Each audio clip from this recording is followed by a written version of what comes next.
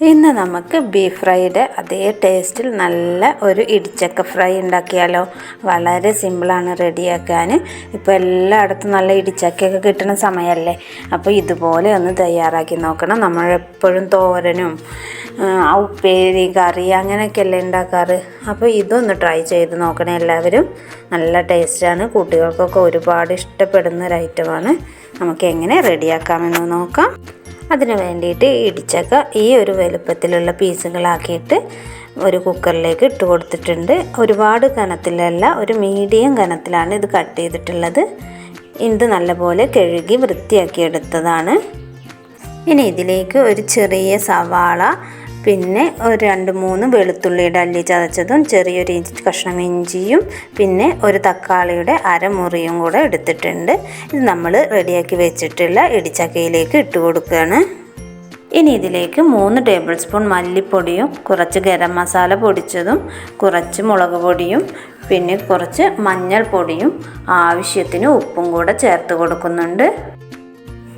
ഇനി ഇതിലേക്ക് മീറ്റ് മസാലയാണ് ചേർത്ത് കൊടുക്കുന്നത്. ഞാനിവിടെ നിറപറയുടെ മീറ്റ് മസാലയാണ് എടുത്തിട്ടുള്ളത്. ഇനി ഇത് നല്ലപോലെ ഒന്ന് കുടഞ്ഞു കൊടുക്കണം. നമ്മൾ ചേർത്ത പൊടികളൊക്കെ എല്ലായിടത്തേക്കും എത്താൻ വേണ്ടിയിട്ടാണ്.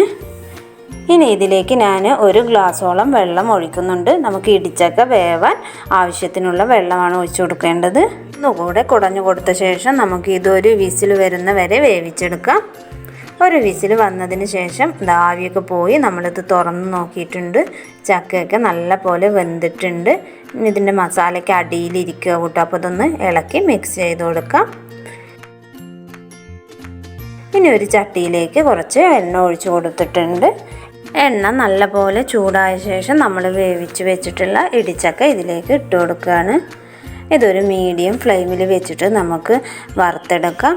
നമ്മൾ മീനൊക്കെ വറുത്തെടുക്കില്ലേ, തിരിച്ചും മറിച്ചൊക്കെ ഇട്ടിട്ട്, അതുപോലെ വറുത്തെടുക്കാവുന്നതാണ്. ഇത് എണ്ണയിൽ കിടന്ന് ഇതുപോലെ ഇങ്ങനെ തിളക്കുമ്പോൾ തന്നെ നല്ല മണമാണ് ഇട്ട് വരിക. നമുക്ക് അപ്പം തന്നെ നല്ല കൊതിയാവും. വെളിച്ചെണ്ണയാണെങ്കിൽ ഒന്നും കൂടെ ടേസ്റ്റ് കൂടുതലായിരിക്കും കേട്ടോ. അപ്പോൾ ഒരു വശം വെന്ത ശേഷം നമ്മളിത് തിരിച്ചിട്ട് കൊടുക്കുന്നുണ്ട്. ഇപ്പോൾ ഇടിച്ചക്കയുടെയൊക്കെ സീസണല്ലേ. അപ്പോൾ എല്ലാവർക്കും വീട്ടിൽ ഇടിച്ചക്കയൊക്കെ ഉണ്ടാവില്ലേ. അപ്പോൾ ഇടിച്ചക്ക കിട്ടുമ്പോൾ ഇതുപോലെ ഒന്ന് ട്രൈ ചെയ്ത് നോക്കണം എല്ലാവരും. നല്ല ടേസ്റ്റാണ് കേട്ടോ കഴിക്കാൻ. ഇവിടെ മക്കൾക്കൊക്കെ ഒരുപാട് ഇഷ്ടമാണ്. കണ്ടില്ലേ, നമ്മുടെ ചക്ക കളറൊക്കെ മാറി നല്ല ബ്രൗൺ കളറായി വന്നിട്ടുണ്ട് അല്ലേ. ഇപ്പോൾ ഇത് റെഡി ആയിട്ടുണ്ട്. ഇനി നമുക്കിത് എണ്ണയിൽ നിന്ന് മാറ്റാവുന്നതാണ്. വളരെ സിമ്പിളല്ലേ ഇത് റെഡിയാക്കാൻ എടുക്കാൻ വേണ്ടിയിട്ട്. അധികം ചിലവും ഒന്നുമില്ലാതെ നമുക്ക് എപ്പോഴും ഇടിച്ചക്കയുടെ ഉപ്പേരി, തോരൻ, അതൊക്കെ നമ്മൾ എപ്പോഴും ട്രൈ ചെയ്യുന്ന സാധനമാണ് അല്ലേ.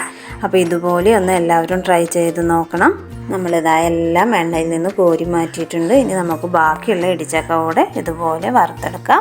കണ്ടില്ലേ, നമ്മുടെ ടേസ്റ്റ് ഇടിച്ചക്ക ഫ്രൈ ഇവിടെ റെഡിയായി വന്നിട്ടുള്ളത്.